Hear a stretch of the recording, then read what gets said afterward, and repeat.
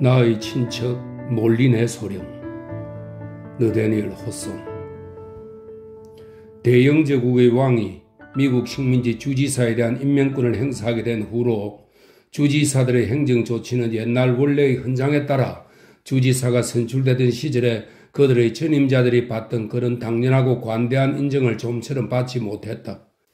식민지 국민들은 그들 자신으로부터 나오지 않은 권력의 행사에 대하여 질시하듯 따지고 들어서 그들의 지도자들의 임무 수행을 별로 감사해하지 않고 인색하게 받아들였는데, 사실 그 지도자들은 바다 건너 본국에서 내려오는 지시들을 완화시킴으로써 그 지시를 내린 본국의 관리들의 비판을 야기시켜 왔던 것이다. 매사추세츠 베이의 영감에 따르면 제임스 2세 치하에서 옛날 헌장이 폐지된 이후 40여 년 동안의 6 주지사 중에서 2사람은 민중폭동에 의하여 감옥에 갇혔고, 또 한 사람은 허친선이, 이 허친선은 매사추세츠 식민지 역사가입니다. 미국 혁명 전 마지막 식민지 주지사를 지낸 토무드 허친선을 이야기합니다. 또 한 사람은 허친선이 믿고 싶어 하는 대로 총탄의 위협에 의해 주에서 쫓겨난 것으로 되어 있고, 다른 한 사람 역시 허친선의 의견대로라면 하원과의 계속되는 분쟁으로 제 명대로 살지 못하고 일찍 죽었고, 나머지 2사람은 그들의 후임자들과 마찬가지로 독립혁명 때까지 평화로운 집권 상태를 유지하는 행운을 거의 누리지 못했던 것이다. 궁정당의 하급 당원들, 이 궁정당은 영국 왕정의 권위를 지지한 정당입니다. 궁정당의 하급 당원들 역시 정치적 격동의 회오리 속에서 별로 나은 삶을 영위하지 못했다. 이런 설명이 100여 년 전쯤 어느 여름밤에 일어난 다음의 이야기에 서문구시를 해줄 수 있을는지는 모르겠다. 식민지 시절의 길고 자세한 이야기를 피하기 위하여 일반 민중들의 일시적인 격분을 일으킨 일련의 상황에 대한 서술을 생략함을 독자들은 이해해 주기 바란다. 어느 날 밝은 밤 9시경 보트 한 척이 승객 한 사람을 태우고 나루를 건너왔다. 그 승객은 늦은 시간이어서 요금을 더 주기로 하고 배를 타고 온 것이었다. 선착장에 도착해서 승객이 약속을 이행하기 위해 주머니를 뒤적이는 동안 배사공은 등불을 치켜들고 있었는데, 그 불빛과 막 떠오른 달빛의 도움으로 승객의 모습을 자세히 훑어볼 수 있었다. 승객은 분명 시골에서 자란 기껏 18쯤 되어 보이는 청년으로 도시를 처음으로 방문하는 것처럼 보였다. 그는 잘 수선하긴 했지만 꽤 낡고 흐름한 회색 코트에 잘 빠진 팔다리에 착 달라붙는 튼튼한 가죽 속옷 차림을 하고 있었다. 푸른 털실의 긴 양말은 어머니와 누이가 직접 짠 것임에 틀림없었고, 삼각 모자는 아마도 한창 때 그의 아버지의 근엄한 이마를 가려 주었음직해 보였다. 그는 왼쪽 팔밑에 딱딱한 뿌리의 일부가 달린 참나무 줄기로 만든 곤봉을 끼고 있었고, 그가 가진 것이라고는 거의 든든한 어깨에 부담이 될 정도로 많은 물건들이 들어있어 보이지 않는 전대 하나가 전부였다. 갈색의 곱슬머리, 잘생긴 얼굴 모습, 밝고 명랑해 보이는 눈은 자연이 내린 선물로서 예술이 그를 멋있게 꾸미기 위해 쏟은 모든 정성에 답하는 그런 모습이었다. 로빈이라는 이름의 그 젊은이는 드디어 호주머니에서 2.5실링 액수의 지역 화폐를 꺼냈는데, 이 지역 화폐는 영국 본토가 아니라 미국 식민지에서 발행한 화폐를 이렇게 불렀습니다. 지역 화폐를 꺼냈는데 지역 화폐의 가치가 하락해서 3펜스에 해당하는 육각형 양피 정지를 더 주고서야 배사공의 요구를 만족시킬 수 있었다. 그러고 나서 그는 시내로 향했는데, 그날 하루 이미 30마일 이상 여행한 사람답지 않게 가벼운 발걸음으로 이 도시가 뉴 잉글랜드 식민지의 한 조그만 수도가 아니라 런던 시나 되는 것처럼 열심히 주위를 살피며 걸어갔다. 그러나 얼마 걷지 않아서 그는 자신이 어떤 방향으로 가야 할지 모르고 있다는 사실을 깨달았다. 그래서 잠시 발걸음을 멈추고 좁은 길 위아래로 눈길을 돌려 길 양쪽으로 흩어져 있는 조그맣고 초라해 보이는 목조 건물들을 찬찬히 살펴보았다. 이렇게 낮은 오두막 같은 집이 내 친척의 집일 리 없고, 부서진 창틀로 달빛이 스며들고 있는 저쪽 낡은 집도 아닐 테고, 정말이지 이 근처엔 내 친척이 살만한 집이 하나도 없군. 배사공한테 길을 물어보았더라면 좋았을 걸. 그랬더라면 나랑 같이 친척 집에 가서 수고비를 몰리네 소령님한테서 1실링이라도 벌었을 텐데. 하기야 다음에 만날 사람한테 그렇게 하면 되지. 그는 그렇게 생각하며 다시 발걸음을 옮겼다. 길이 이제 좀 넓어지고 집들도 더 점잖해 보여서 기분이 좋았다. 그는 곧 적당히 앞서가고 있는 사람의 모습을 발견하고는 서둘러서 그 사람에게로 갔다. 가까이 접근하여 보니 그 사람은 나이가 꽤 든 사람으로 백발의 가발에 검은 천의 옷자락이 넓은 코트를 걸치고 명주 양말을 무릎에까지 말아 올려 신고 있었다. 그는 반들반들 윤이 나는 긴 지팡이를 들고 있었는데 걸음을 옮길 때마다 지팡이를 수직으로 고추 세웠다가 내려 짚으면서 묘하게 엄숙하면서도 음침하게 들리는 헛기침 소리를 규칙적으로 2번씩 계속 내는 것이었다. 이런 관찰을 하면서 로빈은 마침 이발소의 열린 문과 창을 통해 불빛이 그 두 사람의 모습을 비출 때 노인의 코트 자락을 붙들었다. 안녕하세요, 영감님. 그는 코트 자락을 여전히 붙든 채 공손히 절을 하며 말했다. 제 친척인 몰린의 소령님 댁이 어디 있는지 좀 가르쳐 주실 수 있겠습니까?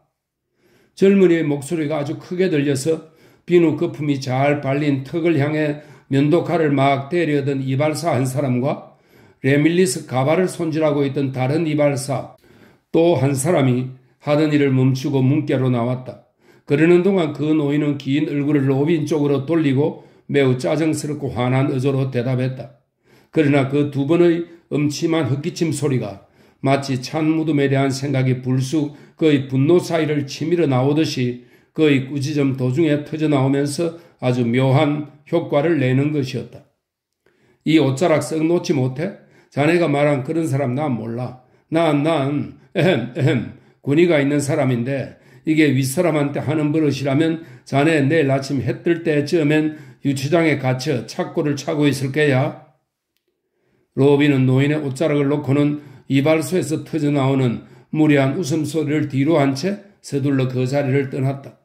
처음에 그는 자신의 질문의 결과에 대하여 상당히 놀랐다. 그러나 그는 똑똑한 젊은이여서 곧 그 의문을 설명할 수 있을 것 같았다. 그 양반이 늙지만 않았더라면 돌아가서 콧대라도 후려 갈겨주고 싶군.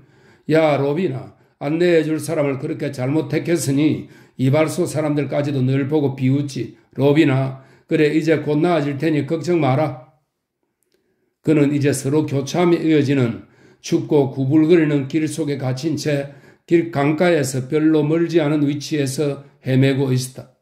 타르 냄새가 코에 스며들고 건물들 위로는 배의 돛대들이 달빛을 꿰뚫고 있었다.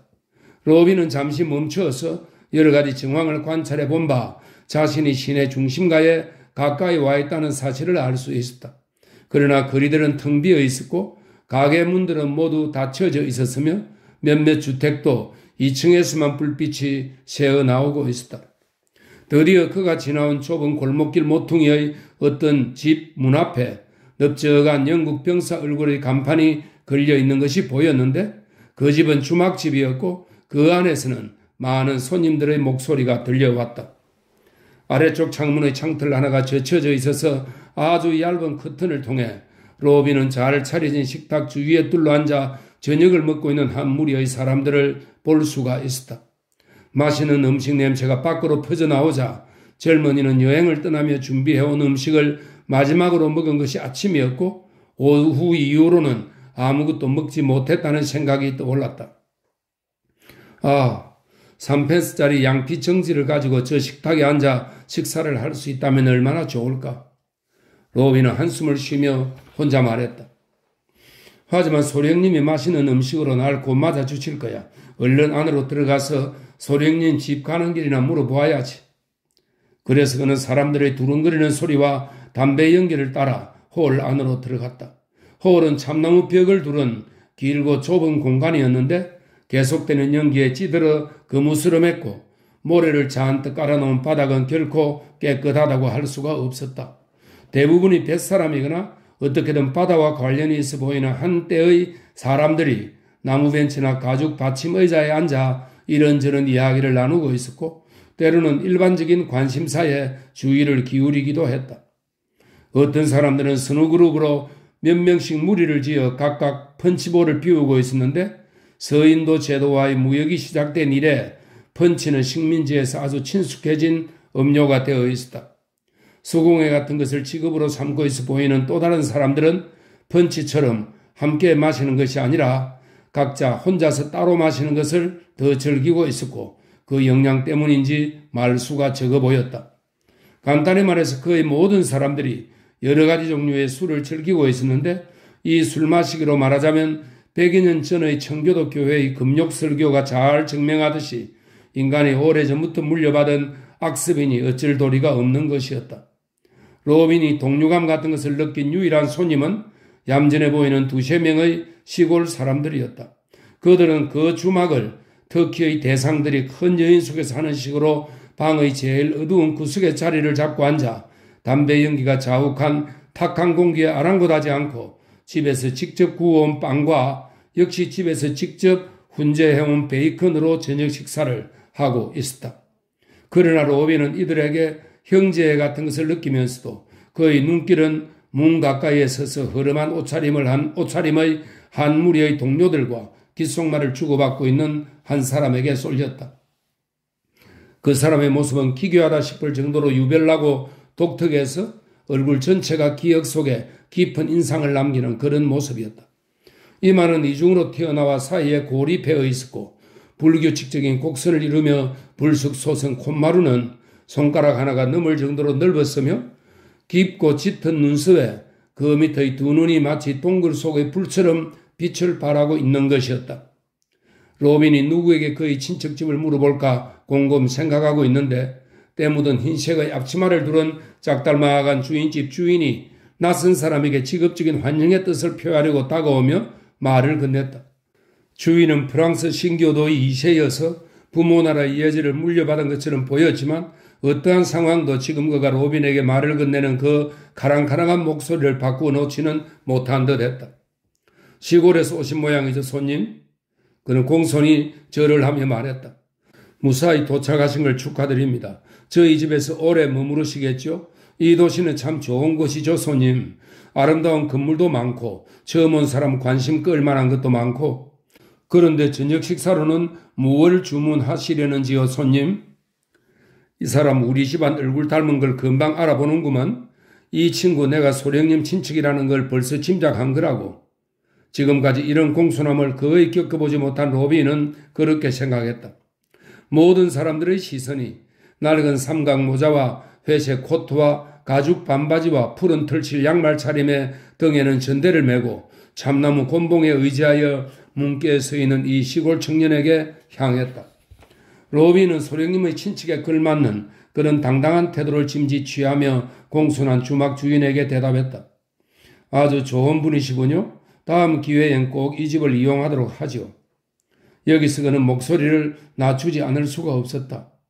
3펜스 양파 정지보다 더 많은 돈이 있을 때 말입니다. 오늘 이곳에 온 것은 그는 다시 아주 자신만만한 태도로 말을 이었다. 제 친척인 몰린의 소령님 집에 가는 길을 좀 물어보려는 것입니다. 그러자 혼란에서는 갑자기 동료가 잃었고 로빈은 그것을 서로 그의 안내자가 때리는 열망의 표현으로 해석했다. 그러나 주막 주인은 벽에 붙은 종이 쪽지로 시선을 돌리더니 이따금씩 젊은이의 모습을 번갈아 보면서 그 쪽지에 씌어진 글을 읽는 것 같았다. 아니 이게 어떻게 된 거지? 그는 가랑가랑 짧게 끊기는 어조로 말했다. 계약 하인 헤지키야 머치가 주인 집에서 도망감. 집을 떠날 때 회색 코트와 가죽 반바지, 주인의 헌 모자를 착용하였음. 이자를 붙잡아 현지 구치소에 인계를 한 사람에게는 1파운드를 살해금으로 지급함. 이봐 빨리 꺼지라고. 로빈은 손을 뻗어 참나무 곤봉의 가벼운 쪽 끝을 쥐려다가 주위 사람들의 얼굴에 담긴 저기를 확인하고는 그 공손한 주막 주인의 머리를 부셔버리려는 그의 목적을 포기하지 않을 수 없었다. 호를 떠나려고 몸을 돌릴 때 그는 조금 전에 그의 눈길을 끌었던 강한 인상의 그 사나이의 경멸하는 듯한 눈초리와 마주쳤다. 그가 문을 나서자마자 모두들 웃음을 터뜨렸는데 그 웃음소리 속에서 냄비에 조그만 돌들을 떨어뜨리듯 쨍그랑대는 주막 주인의 목소리가 들리는 듯 싶었다. 아니, 돈 주머니가 비었다는 고백이 내 친척 몰리네 소령님의 명성을 그처럼 가릴 수 있다니 이상하지 않은가? 똑똑한 로비는 그렇게 생각했다.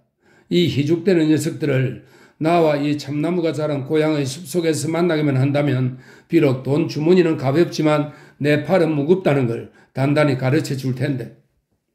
좁은 골목길에 모퉁이를 돌자 제법 넓은 길이 나오고 길 양쪽으로 높은 건물들이 계속 이어져 있었는데 길 맨 위쪽의 뾰족탑 건물에서 9시를 알리는 종소리가 들려왔다.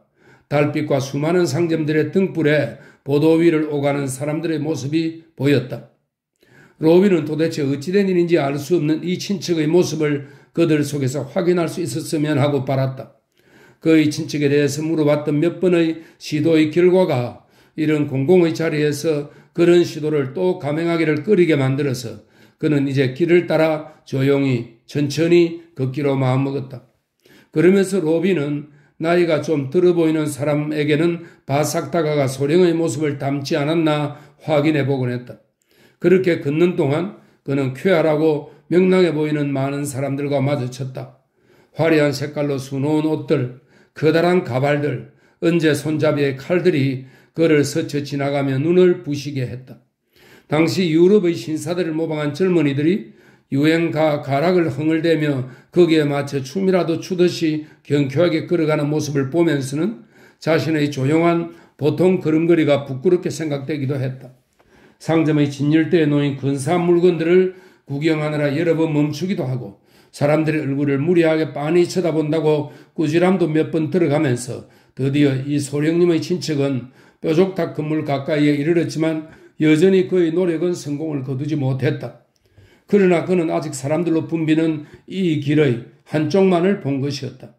그래서 이제 길을 건너 옛날의 그 철학자가 여기서 말하는 철학자는 정직한 사람이 덤으로써 대낮에 등불을 켜들고 찾아다녔다는 휘랍 철학자 디오게네스를 말합니다.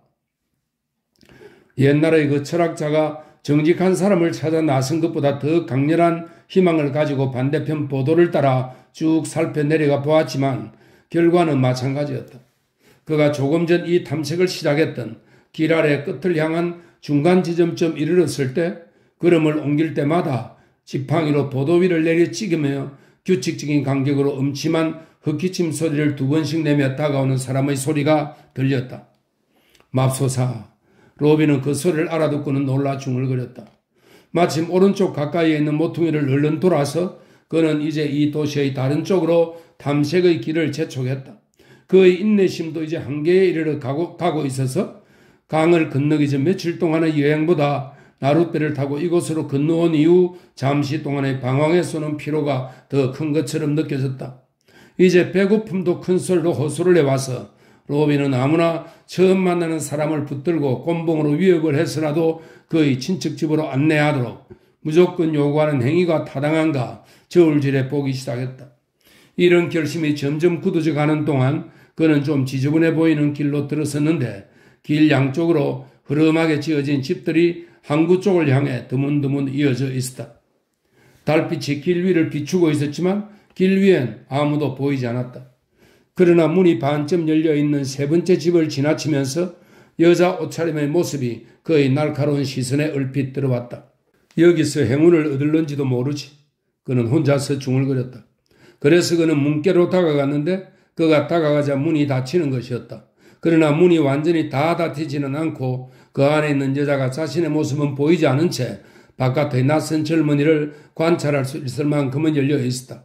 로빈이 볼 수 있는 건 주홍빛 패티코트 자락과 마치 떨리듯 비치는 달빛에 반짝이는 물건처럼 간혹 빛을 발하는 여자의 눈이었다. 아름다운 아가씨. 그렇게 불러도 양심에 걸릴 것 없지. 그게 사실이니까. 똑똑한 젊은이는 그렇게 생각했다. 아름다운 아가씨, 내 친척인 몰리네 소령님 댁을 어디서 찾아야 할지 좀 가르쳐 주시지 않겠어요? 로빈의 목소리는 약간 애처롭게 들려서 호소력이 있었다. 여자는 잘생긴 시골 청년을 피할 아무런 이유가 없다는 판단을 내리자 문을 열어젖히고 달빛이 비치는 곳으로 나왔다. 그녀는 하얀 목과 도톰한 팔과 날씬한 허리를 한 예쁘게 생긴 자그마한 여자였는데 허리 끝에서는 주홍빛 패티코트가 둥그렇게 튀어나와 있어서 마치 풍순안에 서 있는 것처럼 보였다. 더욱이 얼굴은 갸름하면서 예뻤고 조그만 캡이 얹혀있는 머리카락은 짙은 검은색이었으며 밝은 눈에는 장난기 섞인 분방함이 담겨 있어서 곧 로빈의 눈을 사로잡았다. 소령님 사시는 곳이 여긴데요? 이 예쁜 아가씨가 말했다. 그녀의 목소리는 은희노가 흐르는 듯 그날 밤에 그가 들은 가장 부드럽고 아름다운 목소리였다. 하지만 그 아름다운 목소리가 정말로 복음 같은 진실을 전하고 있는지 의심이 가지 않을 수 없었다. 로빈은 흐름한 길을 위아래로 훑어보고는 그들 앞에 있는 집을 자세히 살펴보았다. 그 집은 조그맣고 칙칙한 모습의 2층 건물이었는데 2층 부분은 아래층보다 더 앞으로 튀어나와 있었고 아래층의 앞부분은 자파상 같은 가게 모양을 하고 있었다. 정말 운이 좋군요. 로빈은 교활하게 그렇게 대답했다. 제 친척 소령님은 정말이지 예쁜 가정부를 두셨네요. 죄송하지만 소령님이 문까지 좀 나와 주실 수 없을까요? 시골 친구분들이 보낸 편지를 소령님에게 전하고 전 곧 제 주막 숙소로 돌아가야 하니까요. 어쩌나 소령님은 벌써 잠드셨는데? 주홍빛 패티코트의 여자가 말했다. 그리고 오늘 저녁엔 아주 독한 술을 드셔서 깨워봐야 소용이 없을 거예요. 하지만 소령님은 아주 친절한 분이셔서 만일 소령님의 친척분을 문에서 그냥 돌려보낸다면 제 목이 달아날 거라고요. 그러고 보니 어르신 모습 그대로네요. 모자도 틀림없이 그 어르신 비 올 때 쓰는 모자고요. 또 그 가죽 바지하고 아주 비슷한 옷도 가지고 계시죠. 어쨌든 들어오세요. 그분 이름으로 따뜻하게 맞아드릴게요. 그렇게 말하면서 그 예쁘고 친절한 여자는 우리의 주인공의 손을 잡아 끌었다. 그 촉감은 가벼웠고 끄는 힘도 약했지만 그리고 로빈은 말로 듣는 것과는 다른 내용을 그녀의 눈에서 읽고 있었지만 주홍빛 패티코트를 입은 허리가 가는 그 여자는 건장한 시골 청년보다 결국 힘이 더 강했던 것이다. 그녀가 그의 망설이는 발걸음을 문지방 가까이 끌고 갔을 때 옆집의 문이 열리는 소리가 들리자 그 소령님의 가정부는 화들짝 놀라서 소령님의 친척의 손을 얼른 놓고는 황급히 자기 집 안으로 사라져버렸다. 그러자 긴 하품 소리가 들리면서 사람의 모습이 나타났다. 그 사람은 피라무스와 티스베의 달빛처럼 설명했습니다.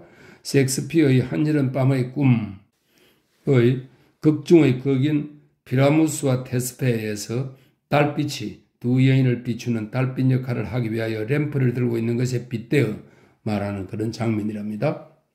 그 사람은 피라무스의 티스베의 달빛처럼 램프를 들고 있었는데 하늘에 있는 그의 누이 발광체인 달을 쓸데없이 도와주려 하고 있는 것 같았다. 그는 졸면서 걸어오다가 멍하게 생긴 넓적한 얼굴을 로빈에게 향하더니 끝에 꼬챙이가 달린 긴 지팡이를 휘둘렀다. 집으로 돌아가, 불쌍한 녀석. 집으로 돌아가라고. 그 야경꾼은 말을 마치자마자 골아 떨어지는 듯한 억양으로 말했다.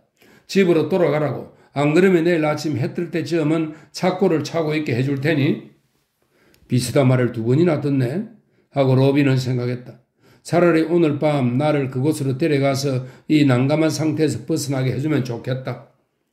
그러나 그 젊은이는 야경꾼에 대해 본능적인 반감 같은 것을 느껴 처음에는 그가 묻고 싶은 질문을 할 수가 없었다.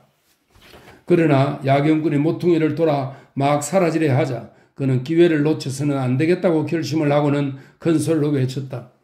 이보십시오.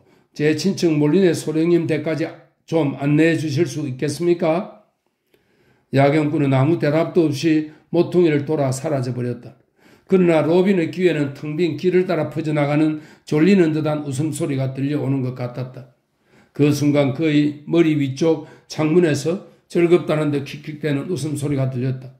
그는 고개를 들고 위쪽을 쳐다보다가 장난기 섞인 반짝거리는 눈과 마주쳤다.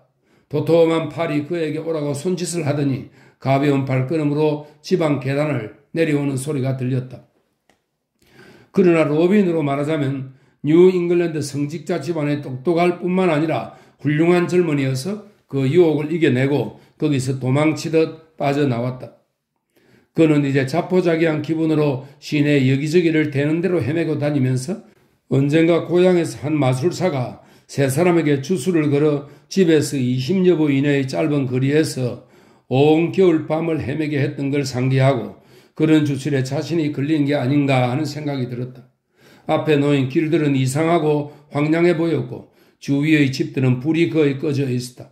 그러나 이상한 옷차림을 한 사람들도 끼어있는 몇 무리의 사람들이 두 번에 걸쳐 바삐 지나쳐가는데 두 번 모두 그들은 그에게 말을 걸려고 잠깐 멈추었지만 그런 만남은 그의 혼란을 해소해 주는데 아무런 도움도 주지 못했다. 그들은 로빈이 알아들을 수 없는 말로 암호 같은 짤막한 말들을 내뱉었지만 그가 대답을 못하는 것을 보고는 쉬운 영어로 그에게 욕설을 퍼붓고는 서둘러 사라져 버렸던 것이다. 드디어 그 젊은이는 끈기만이 지금까지 자신을 좌절시켜온 이 공경을 이겨낼 수 있게 해주리라 믿고 그의 친척이 살만해 보이는 집 하나하나를 모두 직접 문을 두드려 확인해 보기로 마음먹었다. 이런 결심을 굳히면서 두 거리의 모퉁이를 이루고 있는 한 교회의 단밑을 지나쳐 뾰족탑 그늘 속으로 돌아가다가 그는 망토로 몸을 가린 몸집이 큰 사람과 마주쳤다. 그 사람도 바쁜 일이 있는 듯 빠른 걸음으로 다가오고 있었지만 로빈은 그의 앞을 완전히 막아서면서 앞길을 막듯 두 손으로 참나무 곤봉을 벌려 잡고 앞으로 내뻗었다. 잠깐 멈추시오. 그리고 내 질문에 대답해 주시오. 그는 아주 결연히 말했다. 내 친척 몰린의 소령님의 집이 어디에 있는지 당장 일러주시오. 바보 같은 친구, 잔소리 말고 길이나 비켜. 안 돼요, 안 돼. 로빈은 그렇게 외치면서 곤봉을 휘두르며 굵은 쪽을 망토에 가려진 그의 얼굴 앞으로 바싹 내밀었다. 안 돼요, 안 돼. 날 바보로 본 모양인데 당신이 잘못 본 거요. 내 질문에 대답할 때까지는 못 가요. 내 친척 몰린의 소령의 집이 어디요? 낯선 사람은 로빈을 밀치고 나아가는 대신에 달빛이 비치는 곳으로 물러서서 가리고 있던 얼굴을 드러내면서 로빈의 얼굴을 빤히 쳐다보며 말했다. 여기서 1시간만 지켜 서 있게. 그러면 몰린의 소령이 지나갈 걸세. 로빈은 그렇게 말하는 사람의 독특한 모습에 놀라서 아연한 시선으로 쳐다보았다. 이중으로 튀어나온 이마, 넓고 구부러진 코, 깊고 짙은 눈썹, 불빛을 발하는 것 같은 눈은 그가 주막에서 본 바로 그 모습이었지만 그의 얼굴에는 이상한 변화, 좀 더 적절히 말한다면 이중적인 변화가 일어나 있었다. 얼굴 한쪽은 짙은 붉은색으로 불타오르는 듯 했고 다른 한쪽은 칠흑 같은 밤처럼 검었는데 넓은 콧마루의 중간에 경계선이 이루어져 있었고 이쪽 귀에서 저쪽 귀까지 뻗친 듯한 큰 입은 뺨의 색깔과 대칭적으로 검기도 하고 붉기도 했다. 이 기묘한 모습이 주는 효과는 마치 불의 악마와 어둠의 악마, 두 악마가 함께 연합해서 이 하나의 지옥 같은 악마의 모습을 이루어낸 것 같은 그런 것이었다. 그 사람은 로빈의 얼굴을 보며 싱긋이 웃더니 얼굴을 다시 망토로 싸고는 순식간에 시야에서 사라졌다. 우리 나그네들은 참 이상한 것들도 많이 본다 말이야. 로빈은 내뱉듯 말했다. 그러고는 교회 문 앞 계단에 앉아 친척이 나타난다는 시간까지 그곳에서 기다리기로 마음먹었다. 그는 지금 막 떠난 그 별종의 인간에 대하여 얼마 동안 철학적 상념에 잠겼다가 그 나름대로 영리하게 합리적으로 그리고 만족하게 결론을 내리고는 무언가 무료함을 달랠 일을 찾아야겠다고 생각했다. 먼저 그는 길을 따라 시선을 보냈다. 그 길은 여태까지 헤매고 다녔던 대부분의 길보다 더 점잖해 보였고 상상의 힘처럼 낯익은 물건들에서 낯선 아름다움을 만들어내는 다른 밝은 대낮 같으면 지닐 수 없을 무언가 로맨틱한 분위기를 주위 풍경에 부여하고 있었다. 불규칙하게 솟아오른 간혹 고풍스러운 양식의 건물들, 어떤 것은 여러 뾰족한 모양으로 나누어지기도 하고 어떤 것은 그저 넓적한 갖가지 지붕 모양들, 우윳빛처럼 하얗기도 하고 오래된 어두운 색조를 띠고 있기도 하고 여러 재료를 섞어 회반죽을 한 벽의 밝은 부분에 달빛이 반짝거리기도 하는 여러 가지 집 색깔들. 이런 것들이 얼마 동안은 로빈의 주위를 붙들기도 했지만 이내 시들해지기 시작했다. 그래서 이제 그는 어렴풋이 보일락 말락하는 것부터 시작해서 멀리 있는 물체의 형상을 눈에 보이는 대로 알아맞혀 보려고 했다. 그러다가 마지막엔 자신이 앉아있는 교회 문 바로 앞길 건너편에 서 있는 건물을 자세히 살펴보았다. 그 건물은 큰 방형의 저택이었는데 높은 기둥들 위에 받쳐진 발코니와 그 발코니와 통하는 정교한 모양의 고딕식 창문으로 주위의 다른 건물들과는 구분이 되었다. 어쩌면 이 집이 내가 찾고 있는 바로 그 집일는지도 모르지. 로비는 그런 생각을 하면서 이제 계속 귀를 따라 휩쓸려 가고 있는 듯한, 그러나 자신의 귀처럼 익숙하지 않은 귀가 아니면 거의 들리지 않을 듯한 웅얼거리는 소리에 귀를 기울이면서 시간을 보내려고 애를 썼다. 그 소리는 아주 먼 거리에서 따로 들리지 않고 한때 섞여 들리는 여러 가지 소음으로 이루어진 낮고 둔중해서 꿈결에 들리는 것 같았다. 로비는 잠이 든 도시가 코를 고는 듯한 그 소리가 이상하게 들렸고, 더더욱 이상한 것은 그 웅얼거리는 소리가 잠시 중단될 때마다 가끔씩 멀리서 들려오는, 그러나 그 현장에서는 분명 크게 들릴 듯한 함성 같은 소리였다. 그러나 그 소리는 뭐랄까 잠을 유도하는 듯해서 그는 졸음이 엄습해 오는 것을 떨쳐버리려고 자리에서 일어나 교회 안을 들여다보기 위해 창문 털로 올라갔다. 교회 안으로는 달빛이 떨리며 들어와 텅 빈 좌석을 비추고는 조용한 통로를 따라 뻗쳐 있었다. 더 연한 그러나 더 기괴한 달빛이 설교대 주위를 감도르고 있었고, 한 줄기 달빛은 펼쳐진 채 놓여있는 성경책 위에 감히 내려앉아 있었다. 그 깊은 밤중에 자연이 인간이 지은 집안에 들어와 예배를 보고 있는 것인가? 아니면 천상에서 내려온 달빛이 그 장소의 신성함을, 그 장소 안에 지상의 불순한 존재가 전혀 없기 때문에 가시화하고 있는 것인가? 그 장면은 고향의 깊은 숲속에서 언젠가 느껴본 적이 있던 고독감보다 더 강하고 짙은 고독감으로 로빈의 가슴을 떨리게 했다. 그래서 그는 몸을 돌려 다시 문 앞으로 돌아와 앉았다. 교회 주위로는 무덤들이 널려 있었는데 갑자기 불안한 생각이 그의 가슴을 비집고 들어왔다.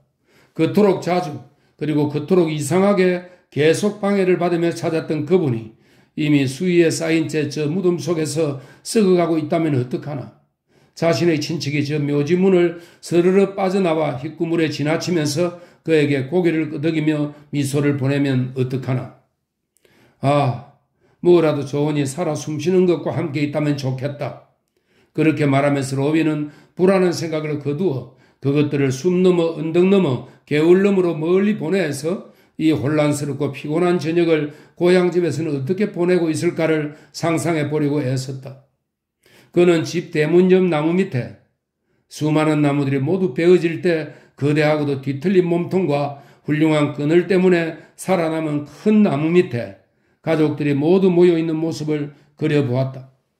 여름해가 저갈 무렵 아버지는 늘 그곳에서 가족 예배를 보셨다. 이웃 사람들도 마치 한 가족처럼 와서 함께 예배를 보고 길 가는 나그네도 잠깐 멈춰 샘에서 물을 마시면서 가정에 대한 기억을 새롭게 함으로써 마음을 계속 순수하게 지닐 수 있도록 하기 위해서였던 것이다. 로비는 예배 볼 때의 각자의 자리까지 기억하고 있었다.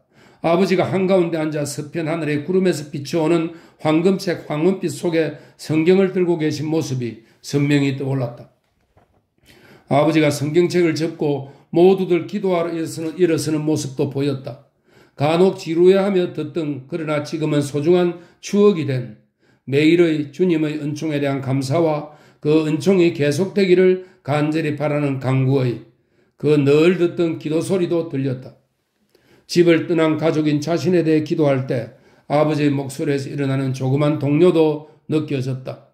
그 기도를 들으며 어머니가 늙고 마디진 나무 몸통 쪽으로 고개를 돌리는 모습, 이제 수염이 거칠어진 어른답게 애써 표정의 변화를 안 보이려는 형의 모습, 낮게 늘어진 나무가지를 눈앞으로 잡아당겨 눈물을 안 보이려는 누이 동생의 모습, 지금까지 그 자리에 엄숙함을 깨뜨리며 장난질하던 어린 동생이 그 기도가 자신의 놀이 친구가 되어주던 형을 위한 기도라는 걸 알고 갑자기 슬픔의 울음을 터뜨리는 모습들이 눈에 보였다.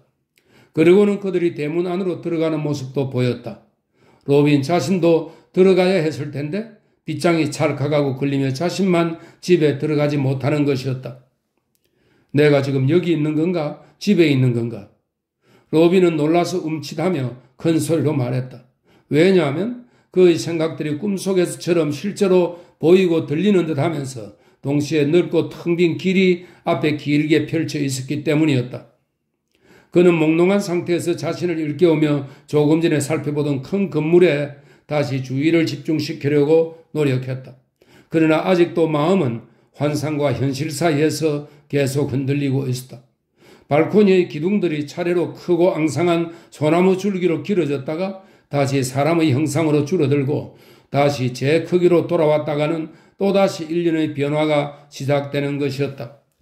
그가 제정신을 차리고 있다고 생각한 순간 그가 기억하고 있는 듯한, 그러나 친척의 얼굴이라고 자신있게 말할 수는 없는 그런 얼굴 모습이 분명 고딕풍의 창문에서 그를 내려다보고 있는 것 같았다. 깊은 졸음에 그의 정복당하다가 길 건너편 보도를 따라 들려오는 발걸음 소리에 퍼뜩 정신이 들었다. 로빈은 그의 눈을 비비며 한 사람이 발코니 아래쪽으로 지나가는 것을 보고는 초조함과 애스러움이 담긴 목소리로 크게 외쳤다. 이것 보세요. 제 친척 몰리네 소령님을 여기서 밤새 기다려야 합니까? 졸고 있던 메아리가 깨어나 그 목소리에 대답했다. 지나가던 사람은 뾰족탑의 으스간 그늘에 앉아있는 사람의 모습을 제대로 알아볼 수 없어서 더 자세히 들여다보려고 길을 건너왔다. 그 사람은 밝고 지적이고 쾌활하고 호감을 주는 얼굴을 가진 한창 나이의 신사였다. 그는 집도 없고 친구도 없어 보이는 시골 청년임을 알아보고 아주 친절한 어조로 로빈에게 말을 건넸는데, 그런 친절한 어조는 로빈의 귀에는 이제 이상하게 들리는 것이었다. 어이 젊은이, 여기 왜 이렇게 앉아있어? 내가 뭐 도울 일이라도 있겠소? 신사가 그렇게 물었다. 별로요. 로빈은 풀이 죽은 소리로 대답했다. 하지만 한 가지 질문에 대답해 주신다면 고맙겠습니다. 저는 저녁부터 지금까지 내내 몰리네 소령이라는 분을 찾고 있는데요. 그런데 이 지역에 정말 그런 분이 있는지요? 아니면 제가 꿈을 꾸고 있는지요? 몰리네 소령이라. 이름이 아주 생소하지만은 안소만. 그런데 그 사람하고 무슨 상관이 있어 그러는지 물어봐도 괜찮겠소? 그래서 로빈은 자기 아버지가 멀리 떨어진 시골 고향에서 적은 봉급으로 살아가는 성직자이고 자신과 몰리네 소령은 사촌간으로 다음과 같은 사연이 있음을 간략하게 들려주었다. 몰리네 소령은 많은 재산을 물려받고 민간인으로서 그리고 군인으로서 상당한 지위도 얻은 사람인데 1, 2년 전에 아주 위풍당당한 모습으로 그의 사촌을 찾아와서 로빈과 로빈의 형에 대해서 아주 많은 관심을 보였다. 그러고는 자신은 자식이 없기 때문에 두 사촌 동생 중에 한 사람의 앞날을 보장해 주겠다는 암시를 던졌는데, 형은 아버지가 성직에 종사하는 틈틈이 계속해온 농장일을 이어받도록 되어 있어서 결국 로빈이 그 친척의 관대한 의도의 덕을 보기로 결정이 된 것이었다. 특히 로빈이 더 소령의 마음에 든 것 같았고 또 다른 자질도 갖춘 것으로 생각된 것이 이유가 되기도 했을 것이었다. 이야기가 이 부분에 이르자 로빈이 덧붙여 말했다. 똑똑한 애라는 말을 들었으니까요. 당연히 들을만 했겠소. 그래, 이야기를 계속해 봐요. 그의 새 친구는 상냥하게 대꾸했다. 정말이지, 이제 나이도 18이 됐고 보시다시피 이렇게 다 자라서. 그는 일어서서 몸을 쭉 펴 보이며 말을 이었다. 자립을 해야 할 때가 되었다고 생각했죠. 그래서 어머니와 누이가 옷도 잘 차려주고 아버지는 지난해 연봉 남은 걸 반이나 주셔서 닷새 전에 소령님을 찾아 이곳으로 떠나온 것이죠. 그런데 믿으실 수 있겠습니까? 날이 조금 어두워진 후에 나룻배를 타고 건너왔는데 아직까지 그분 집에 가는 길을 가르쳐주는 사람을 하나도 못 만난 겁니다. 단지 1-2시간 전에야 여기 기다리고 있으면 그분이 지나가는 걸 보게 될 거라는 말을 들었죠. 그 말을 한 사람이 어떻게 생겼는지 설명할 수 있겠소? 신사가 물었다. 말씀하십시오. 아주 흉하게 생긴 사람이죠. 이마에는 큰 혹 같은 게 2개나 나고 구부러진 코에 눈은 불타듯 이글거리고 무엇보다 깜짝 놀라게 이상한 것은 얼굴이 2색깔로 되어 있다는 거죠. 혹시 그런 사람을 아시나요? 직접 아는 사이는 아니지만 신사가 대답했다. 젊은이가 날 불러 세우기 조금 전에 그 사람을 우연히 만나서 그 사람 말 믿어도 괜찮을 거요. 아마 소령이 곧 이 거리를 통과할 거요. 그동안 여기 계단에 앉아서 당신 말벗이 되어드리지. 당신 두 사람이 만나는 걸 지켜보고 싶은 묘한 호기심이 생겨 걸어. 그래서 그는 계단에 앉아 곧 로빈과 활발히 이야기를 주고받기 시작했다. 그러나 그들의 대화는 오래 계속되지 못했다. 왜냐하면 오래전부터 멀리서 들려오던 고함을 지르는 것 같은 소리가 이제 아주 가까워져서 로빈이 그 이유를 묻느라고 이야기를 중단했기 때문이었다. 도대체 저 함성이 뭘 의미하는 거죠? 정말이지 이 도시가 항상 이렇게 시끄럽다면 여기 사는 동안 제대로 잠도 못 잘 것 같네요. 아마도 오늘 밤 소요를 일으키는 친구들 서너 명이 나와 돌아다니고 있는 것 같소. 하지만 경비원들이 그 친구들 뒤를 곧 쫓아와서 알아요. 그래서 내일 아침 해 뜰 때쯤은 그들이 착고를 차고 있겠죠. 로빈은 졸면서 램프를 들고 가던 야경꾼과의 만남을 떠올리면서 그렇게 신사의 말을 가로채며 말했다.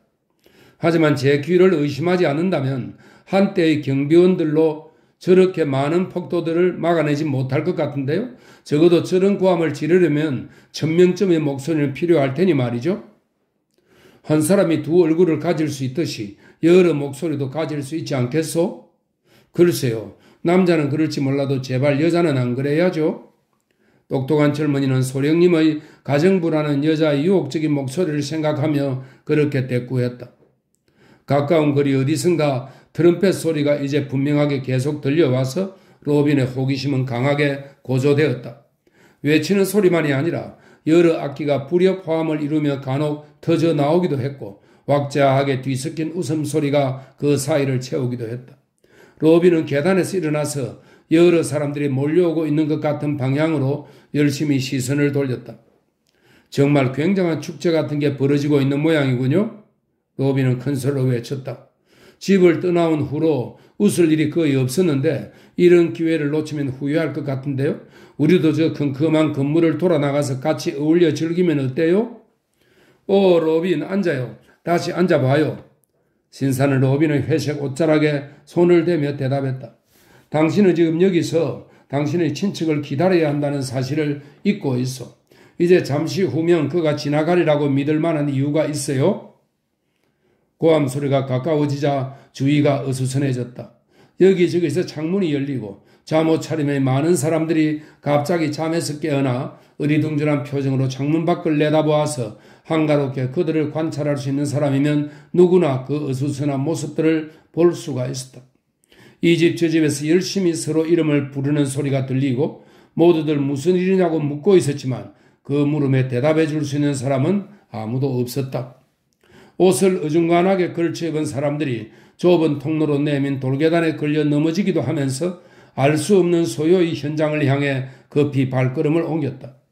고함 소리, 웃음 소리, 음악적인 것과는 정반대인 불협 화음의 나팔 소리들이 점점 더 큰 소음을 일으키며 다가오더니 드디어 100야드 정도 떨어진 모퉁이를 돌아 앞부분은 좀 흩어져 있지만 곧 촘촘히 들어선 한때의 무리들이 나타나기 시작했다. 로빈, 이 군중 속을 당신 친척이 지나간다면 알아볼 수 있겠소? 그 신사가 물었다. 글쎄요. 확실히 보장할 수는 없죠. 하지만 여기 자리 잡고 서서 열심히 지켜봐야죠. 로빈은 대답하면서 보도 바깥 가장자리 쪽으로 내려갔다. 이제 수많은 사람들의 행렬이 거리를 메우며 교회 쪽으로 천천히 밀려오고 있었다. 그들 한가운데 말을 탄 사람이 모퉁이를 돌아오고 있었고 바짝 뒤로 끔찍한 취주악대가 뒤따르면서 이제 건물에 막히지 않아 더 요란하게 들리는 불협 화음의 소음을 쏟아내고 있었다. 그러자 붉은 불빛이 달빛을 흔들면서 한 무리의 횃불들이 길을 따라 나타났는데 밝은 화염으로 인해 오히려 그것들이 밝히고 있는 물건들이 가려졌다. 말을 탄 사람은 군복 차림에 칼을 뽑아들고 무리의 지휘자로 앞장서 오고 있었는데 사납고 얼룩덜룩한 모습이 마치 전쟁의 화신처럼 보였다. 한쪽 뺨의 붉은색이 불과 칼의 상징이라면 다른 쪽 뺨의 검은색은 불과 칼에 따르는 슬픔과 비탄을 나타내는 것 같았다. 그를 뒤따르던 무리 속에는 인디언 옷차림의 거친 모습들도 보이고 어떤 표본이 없이 잡다하고 괴상한 형상을 한 모습들이 마구 섞여 있어서 마치 열에 들던 머리에서 꿈이 터져나와 한밤중에 밤거리를 휩쓸고 다니는 것처럼 전체의 행렬은 뭔가 환상적인 분위기를 전하고 있었다. 수많은 사람들이 직접 행렬에 가담하지는 않고 박수나 치면서 행렬을 에워싸고 있었고 어떤 여자들은 보도를 따라 달려가면서 즐거움에선지 두려움에선지 알 수 없는 날카로운 목소리로 혼돈스럽고 둔중한 소음을 꿰뚫고 있었다. 저 두 얼굴의 사나이가 나를 보고 있구나. 로빈은 자기 자신도 이 괴상한 축제의 한 부분을 이루기로 되어 있는 것 같은 분명치는 않지만 무언가 마음이 편치 않은 생각을 하며 중얼거렸다. 지휘자는 말 안장에서 몸을 돌리더니 말이 천천히 시골 청년의 옆을 지나갈 때 그의 얼굴을 빤히 응시했다. 로빈이 그 이글거리는 눈에서 시선을 뗄 때 그 앞으로 취조악대가 막 지나가고 횃불 행렬이 가까이 다가왔다. 그러나 밝은 횃불들의 너울댐은 그가 꿰뚫어 볼 수 없는 어떤 막을 형성하고 있는 것 같았다. 이따금 자갈길 위를 굴러가는 바퀴의 덜컹거리는 소리가 귀에 들려오고 한 사람의 모습이 이따금 어릿어릿 나타났다가는 밝은 불빛 속으로 빨려 들어가곤 했다. 한순간이 지나자 지휘자가 우레 같은 목소리로 정지 명령을 내렸다. 트럼펫들이 끔찍한 소리를 토해낸 후 잠잠해지고 사람들의 웃고 떠드는 소리가 사라져가면서 침묵에 가까운 웅얼거림만이 남았다. 로빈의 눈 바로 앞에는 덮개를 벗긴 수레 한 대가 멈춰 서 있었다. 거기 횃불들이 가장 밝게 타오르는 곳에, 거기 달빛이 대낮처럼 환히 비치는 곳에, 그곳에 타르와 깃털을, 이 타르와 깃털에 대한 설명이 있습니다. 린치를 가하거나 모욕을 주는 수단으로 온몸에 뜨거운 타르를 칠하고 그 위에 새 털을 꽂아서 떠받치고 돌아다니는 것이 미국 식민지 시대의 풍습이었다는 설명입니다. 타르와 깃털을 근엄하게 바르고 그의 친척 몰린의 소령이 앉아 있는 것이었다. 당당하고 큰 몸짓과 모습이 말해주듯 그는 흔들림 없는 정신을 소유한 나이 지긋한 점잖은 신사였다. 그러나 정신이 흔들림 없다 하더라도 그의 적들은 그 정신을 흔들어 놓는 방법을 알고 있었던 것이다. 얼굴은 이미 죽음처럼, 아니 시체처럼 창백해 보였고 넓은 이마는 고통으로 찌그러져 눈썹이 어두운 회색선을 이루고 있었으며 충혈된 눈은 거칠었고 떨리는 입술엔 흰 거품이 엉겨 있었다. 온몸은 계속되는 경련으로 흔들리고 있었는데 끔찍한 굴욕의 상황에서도 그의 자존심은 떨림을 진정시키려고 애를 쓰고 있었다. 그러나 아마도 그가 심한 고통은 그의 눈이 로빈의 눈과 마주친 것이었을 것이다. 젊은이가 점잖게 휘어진 그 머리의 굴욕적인 모멸을 지켜보고 서 있을 때 그는 금방 그 젊은이를 알아본 게 틀림없었다. 그들은 침묵 속에서 서로를 바라보았다. 동정심과 공포가 뒤섞여 로빈은 무릎이 후들거리고 머리칼이 쭈뼛했다. 그러나 곧 무언가 알 수 없는 흥분 같은 것이 그의 마음을 사로잡기 시작했다. 그날 밤에 겪었던 갖가지 이상한 일들, 예기치 못했던 이 군중들, 횃불들, 소음들과 뒤따른 침묵, 군중들에게 모멸을 당한 친척의 유령 같은 모습, 이 모든 것이, 그리고 더욱이 이 모든 장면에 담겨있는 강한 조롱감에 대한 인식이 그에게 일종의 정신적 취기 상태 같은 영향을 준 것이었다. 그 순간 널쩍지근하고 무언가 즐거워하는 듯한 목소리가 귀에 들려와서 그는 본능적으로 그쪽으로 몸을 돌렸다. 교회 모퉁이의 바로 뒤에 램프를 든 야경꾼이 서서 눈을 비비며 젊은이의 멍한 표정을 졸리듯 즐기고 있는 것이었다. 그러자 은방울을 굴리는 듯한 웃음소리가 들리며 한 여자가 그의 팔을 잡아 끌었다.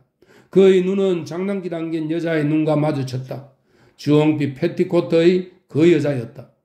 또 날카롭고 카랑카랑 메마른 웃음소리가 그의 기억을 되살렸는데 머리 위로 흰 앞치마를 두르고 군중들 틈에서 뒷발굽을 들고 서 있는 예절 바른 주막집 주인의 모습이 보이는 것이었다. 마지막으로 많은 사람들의 머리 위로 큰 웃음소리가 내려앉았는데 웃음 중간에 음침하게 들리는 두 번의 헛기침 소리가 이렇게 끼어들었다. 하하하, 하하하. 그 소리는 맞은편 큰 건물의 발코니에서 들려왔다. 로빈은 그쪽으로 시선을 돌렸다. 꽃익풍의 창문 앞에 넓은 가운을 두르고 백색 가발을 침실 모자로 바꿔 이마에서 뒤로 젖혀 쓰고 명주 양말을 다리에 걸친 채 그 노인이 서 있는 것이었다. 반들반들 윤이 나는 엄숙한 늙은 얼굴에 나타난 즐거워하는 모습은 마치 묘비에 새겨넣은 재미있는 글귀 같아 보였다. 그러자 로빈의 귀에는 이발사들의 목소리, 주막 손님들의 목소리, 그리고 그날 밤 자신을 조롱한 모든 사람들의 목소리가 들려오는 것 같았다. 그 웃음소리들은 마치 전염병처럼 사람들 사이로 퍼져나가다가 갑자기 로빈을 사로잡았다. 로빈은 큰 소리로 웃어젖혔고 그 소리는 귀를 통해 메아리 쳤다. 모두들 허리를 붙들고 웃었고 모두들 허파에 바람이 빠지라 웃어댔지만 로빈의 웃음소리가 그 중에서 가장 크게 들렸다. 모든 사람들이 즐거워 웃는 소리가 하늘 높이 치솟아 오르자 구름의 요정들은 달빛 비치는 은빛 구름 사이로 빠끔히 내려다 보았다. 그리고 달의 주인은 멀리서 들려오는 인간의 함성을 들으며 아하, 오늘 밤 지구에서는 즐거운 잔치가 벌어진 모양이로군. 이렇게 중얼거렸다. 폭풍우 치듯 하던 소리가 잠깐 잠잠해지자 지휘자는 신호를 보냈고 행렬은 다시 움직이기 시작했다. 더 이상 힘은 없지만 고통 속에서도 당당함을 잃지 않으려 한 죽은 제왕을 조롱하며 무리지어가는 악마들처럼 그들은 그렇게 나아갔다. 한 노인의 가슴을 마구 짓밟으며 거짓 위험 속에서 무의미한 함성 속에서 그리고 광란의 희열 속에서 그들은 그렇게 나아간 것이다. 격렬한 회오리가 휩쓸고 간 후 거리엔 이제 침묵만이 남아있었다. 로빈, 아니 꿈을 꾸고 있어? 신사는 젊은이 어깨에 손을 얹으며 물었다. 로빈은 깜짝 놀라며 사람들의 물길이 지나가는 동안 본능적으로 매달려 있던 돌기둥에서 팔을 풀었다. 그의 뺨은 헬쓱했고 눈도 저녁 때처럼 그렇게 생기가 있어 보이지 않았다. 저 나루트 가는 길을 좀 가르쳐 주시겠습니까? 그는 잠시 후에 그렇게 말했다. 그럼 이제 질문의 주제를 바꾼 거요? 신사가 웃으며 말했다. 아니 그저 로빈은 다소 메마르게 대답했다. 아저씨 덕분에 그리고 다른 사람들 덕분에 결국 제 친척을 만나게 되었지만 아마 제 얼굴을 다시 보고 싶어 하지 않으실 거예요. 도시 생활이 지겨워지기도 하고요. 저 나루트 가는 길 좀 일러주시겠습니까? 이봐요 로빈, 안 돼요. 적어도 오늘 밤에는 안 돼요. 신사가 말했다. 며칠 있어 보다가 그래도 정이 돌아가고 싶으면 그땐 빨리 돌아가도록 도와주겠어. 만일 우리랑 같이 여기에 계속 머물기로 한다면 아마도 당신은 똑똑한 젊은이니까 당신 친척인 몰린의 소령 도움 없이도 성공적으로 자립할 수 있을 것이요.